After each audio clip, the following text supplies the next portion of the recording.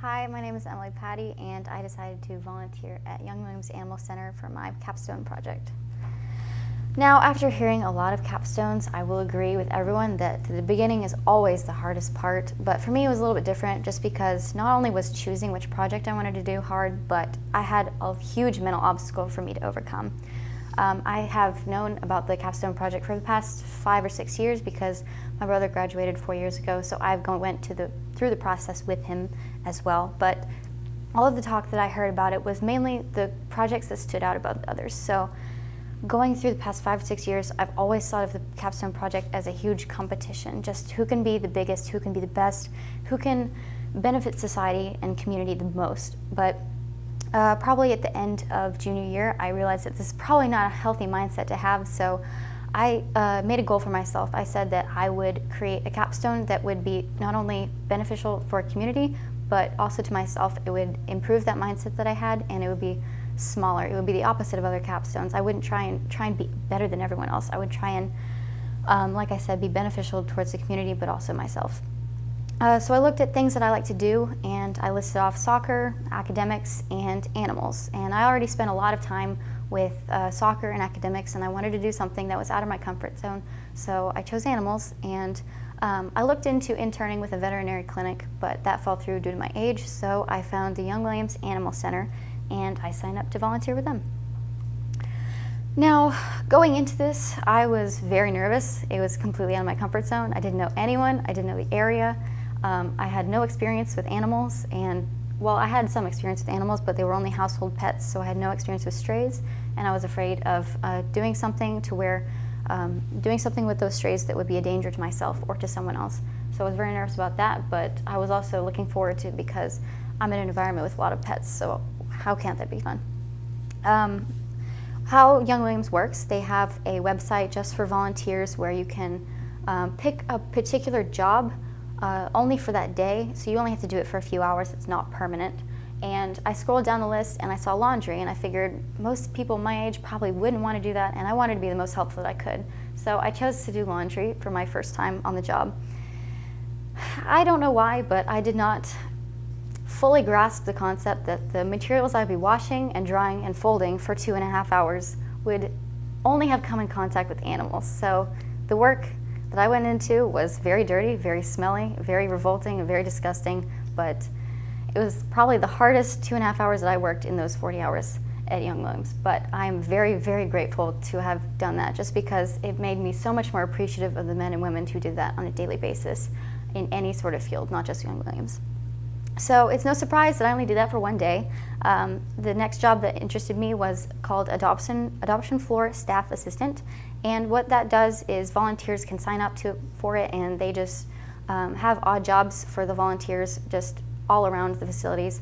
And this is arguably the most popular job that volunteers do. But since so many people do it, there's usually not a lot of work, so after doing that for a few times, I found it to be a little slow, and I didn't feel like I was being very helpful. But one time that I did go, it was near closing hours, and I worked with the cats, and I gave them fresh water, food, cleaned out their cages, and there was only one other volunteer with me, and his name's Peyton. And one of my goals throughout this project was increasing my social skills, so I went up to him and I introduced myself, and after a little while he shared a story with me.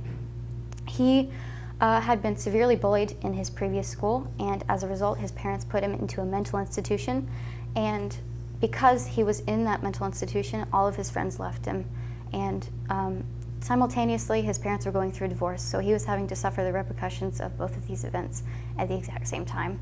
And hearing that was so hard for me, but the hardest thing was probably what he told me next.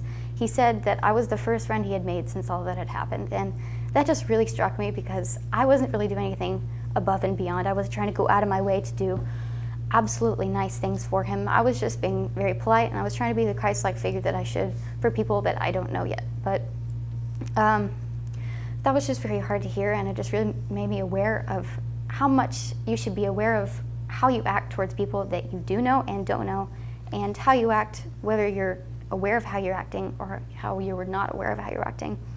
So That was arguably the most life-changing experience that I had at Young Williams, but unfortunately I never saw him again. I never worked with him or saw him whenever I worked there. So working at that particular job, it got a little bit slow and boring, so then I switched to walking dogs, which I figured would be more along my pace since I had walked my dog before, so how hard can it be? But going into this, walking dogs, maybe 10 minutes for each dog for 2 hours, it gets extremely repetitive and not really as much fun. Going in and out of facilities, I would be stopped by multiple families who would come into Young Williams, and I would not know the answers to the questions that they would ask me. And it was during this time that I had caught a glimpse of a severely malnourished dog. So all of this combined to just let me know I'd probably not be the best fit in any veterinary field. So after that, I moved on to what's called the adoption floor foster assistant. The foster department sent out an email to all the volunteers urgently requesting some help because they were severely understaffed.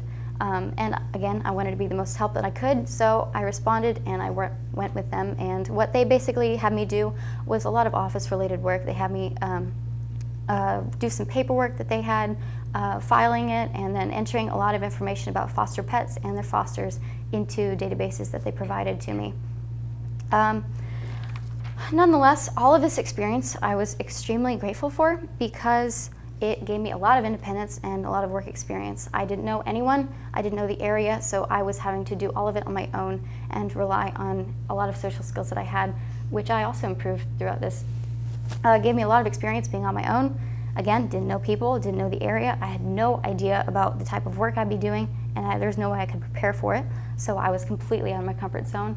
And the experience with Peyton that I had, it really rejuvenated my spirituality because it just helped me ground myself more. It helped me be more aware of how we need to act because we don't know how we're going to affect people and we don't know what they're going through. So you should always be aware of being kind to other people, whether or not you know them. And lastly, but not least, it gave me a lot more respect for capstone projects because I was able to prove to myself that I am able to improve myself along with benefiting the environment too. The lessons that I learned, again, I'm not going to go into a veterinary field, but I'm very grateful for the experience. Always be a Christ-like figure to others, whether you want to or not. It's just beneficial to other people. And every career you go into, whether or not it's capstone related or if it's just in a job, there's always going to be hard work. There's always going to be difficult tasks you have to overcome and just push through because you will ultimately gain from it. I would not change anything I ever did because I would not want to have learned any other lessons. I would not want to have gained any other experiences, and for these I will always be grateful. Thank you.